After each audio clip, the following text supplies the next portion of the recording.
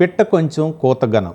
ఈ సామెతలో కోత అంటే గట్టిగా అరవటమో గందరగోళం చేయటమో కాదు, ఏదో ఒక విభాగంలో ఘనత సాధించే బుడతలకు ఈ సామెత వర్తింపచేస్తారు. అయితే ఈ చిన్న పిట్ట చూడచక్కని బుజ్జి పిట్ట ఇంటి పెరట్లో పూరి ధాన్యాల్లో సందడి చేసే ఈ బుల్లి పిట్ట మానవ జాతికి మేలు చేసే మంచి పిట్ట. ఆ పెట్టే పిచ్చుక పిట్ట. అంత గొప్ప పిచ్చుక పిట్ట కాలుష్యకారానికి కనుమరుగైపోతోంది. మార్చి 20ని ప్రపంచ పిచ్చుకల దినోత్సవంగా నిర్వహించుకుంటున్నాం. ఈ నేపథ్యంలో అనగనగా కాకమ్మ, పిచ్చుకమ్మ కథలు ఓసారి మననం చేసుకుందాం.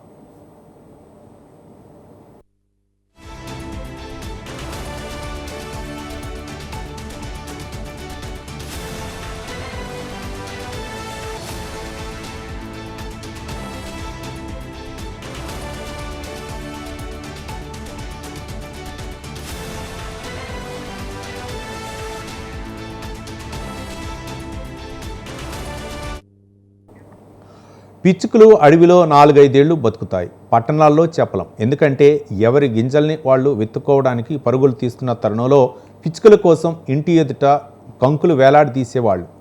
మరి మట్టి పాత్రలో నీళ్లు పెట్టేదెవరు? అందుకే పెంకుటిళ్ల మాదిరిగానే వాటి ఆయుష్ అర్ధాంతరంగా తీరిపోతోంది.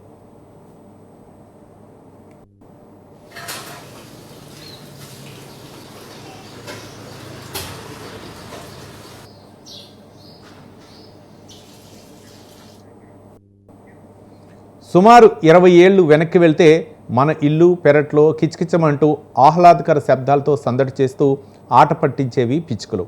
మానవ జీవితాల్లో మమేకమై గ్రామాలు, పట్టణాలు ఇలా ఎక్కడ పడితే అక్కడ కనిపించేవి. నేడు ఆ పరిస్థితి లేదు. పిచ్చుకలు క్రమంగా అంతరించిపోతున్నాయి.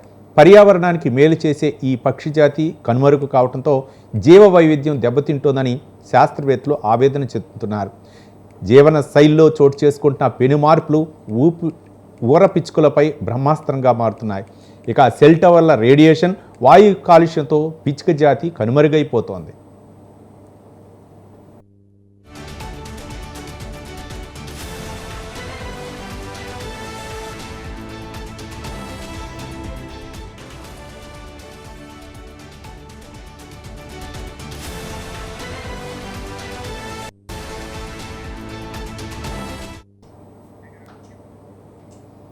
మానవాళికి మేలు చేసే పిచ్చుక జాతికి చేటు వాటిల్లే పరిస్థితులు ఏర్పడటంతో ఓ ప్రకృతి ప్రేమికుడు, పర్యావరణ రక్షకుడు, పిచ్చుక జాతి సంరక్షకుడు తన ఇంటినే పిచ్చుకల ఆవాసంగా మార్చుకున్నాడు. ఉమ్మడి కరీంనగర్ జిల్లాకు చెందిన ఈ పక్షి ప్రేమికుడు తన ఇంటిలో పల్లెటూరు వాతావరణాన్ని ఏర్పాటు చేశాడు. మట్టి పాత్రలో పిచ్చుకలు తాగడానికి నీళ్లు ఏర్పాటు చేశాడు. బర్డ్ ఫీడర్లతో ధాన్యపు గింజలు ఏర్పాటు చేశాడు. రెడీమేడ్ గూళ్ళు తయారు చేయించాడు.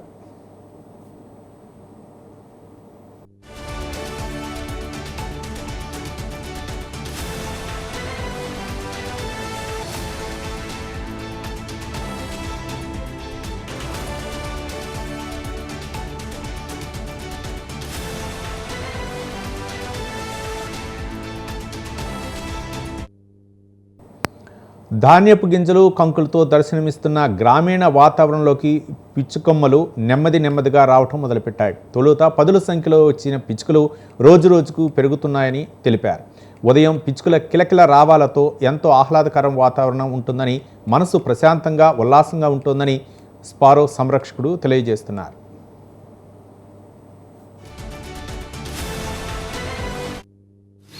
నా పేరు అనంతుల రమేష్, కిసాన్ నగర్, కరీంనగర్.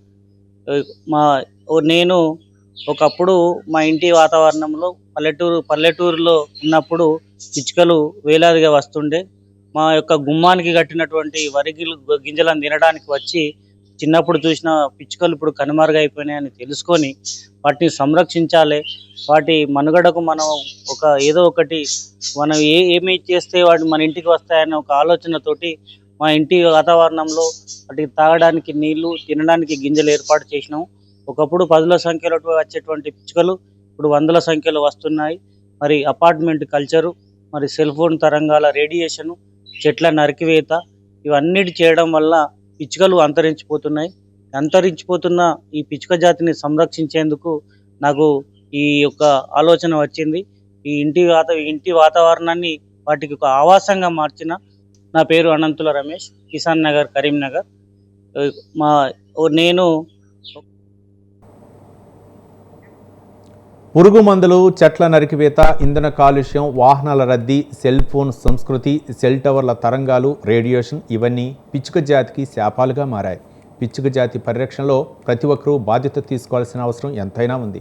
పిచ్చుక జాతి గొప్పదనాన్ని మననం చేసుకుని కేంద్ర ప్రభుత్వం తపాలా బిల్లును సైతం విడుదల చేసింది. ఈ స్టాంప్పై పిచ్చుక ఫోటో ముద్రించి పిచ్చుక జాతి గొప్పదనాన్ని తెలియజేసింది. గుజరాత్ రాష్ట్రంలో FFS 2011 మార్చి నుంచి పిచ్చుక అవార్డులు ఇస్తోంది. ఇదెంతో హర్షణీయమైన చర్య. రేడియోలు, వీడియోలు, సోషల్ మీడియాలో కథనాలకు, నెట్టింట్లో దృశ్యాలకు, పాఠ్యపుస్తకాల్లో పాఠ్యాంశాలకే ఊర్ర పిచ్చుకలు పరిమితమయ్యే పరిస్థితి వచ్చేస్తోంది. పక్షి ప్రేమికులు ఆవేదన వ్యక్తం చేస్తున్నారు. పిచ్చుక సంరక్షణ చర్యలు తీసుకోకపోతే ఆ జాతి పూర్తిగా అంతరించిపోయే పరిస్థితి ఉందని శాస్త్రవేత్తలు చెబుతున్నారు. ఊర పిచ్చుకలు సంచరిస్తున్న ప్రాంతాల్లో ఆ ప్రాంతం వారందరూ స్పోరో సంరక్షణ చర్యలు చేపట్టాలని పక్షి ప్రేమికులు కోరుతున్నారు.